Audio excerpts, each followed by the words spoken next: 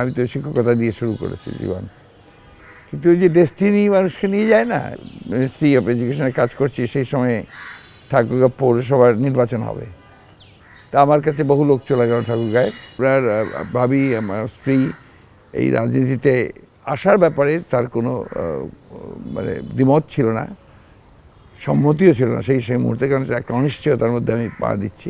Sir, আপনি তো পুরোদস্ত রাজনীতিবিদ স্যার। স্যার, আপনি ছাত্র রাজনীতি থেকে শুরু করেছেন, ঢাকা বিশ্ববিদ্যালয় ছাত্র ইউনিয়নের প্রেসিডেন্ট ছিলেন আপনি স্যার। স্যার, রাজনীতিতে আসলেন কেন স্যার? আপনি অন্য পেশায় তো থাকতে পারেন। রাজনীতিতে আসাটা এটা বলা যায় যে এটা হতে ভবিতব্য, ডেস্টিনি।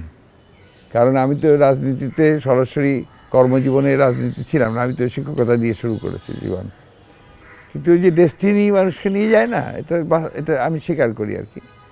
ছাত্র জীবনে খুব অ্যাক্টিভ পলিটিক্স করেছি, ছাত্র রাজনীতি করেছি, পরে তো শিক্ষকতার জীবন শুরু করেছি, সরকারি চাকরি করেছি।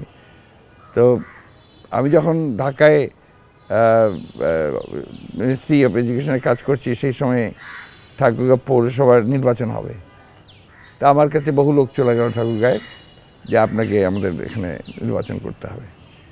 তাই বলে যে আমি এই চাকরি ছেড়ে, আমার তখন 2 মেয়ে ছেড়ে আমি হঠাৎ করে চলে যাবো ঠাকুরগাঁওতে, তো আমাকে সব কিছু ছেড়ে যেতে হবে।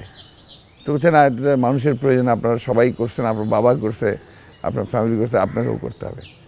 তা আমি আমার আব্বাকে জিজ্ঞেস করলাম। আমার আব্বা, আমি দেখলাম যে তার একটা মৌন সম্মতি আছে, he always wanted to be in politics আর কি।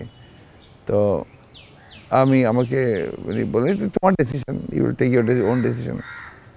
তখন আমি আমার যিনি ডিরেক্টর ছিলেন এই সময়, প্রফেসর সোবান সাহেব, আমি তাকে জিজ্ঞেস করলাম যে স্যার আমার এটা কতটুকু ঠিক হবে।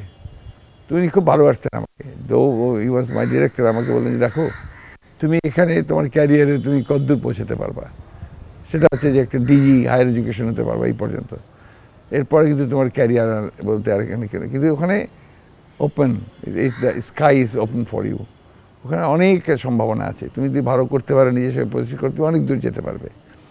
তাছাড়া তুমি ওখানে সত্যিকার যদি কন্ট্রিবিউট করতে চাও দেশকে, সেটাও তুমি করতে পারবে। তো now it's your decision. Took the decision immediately যে না, আমি আসবো, ছেড়ে দেবো। রাজনীতিতে আসার পেছনে তো স্ত্রীদের একটা অবদান,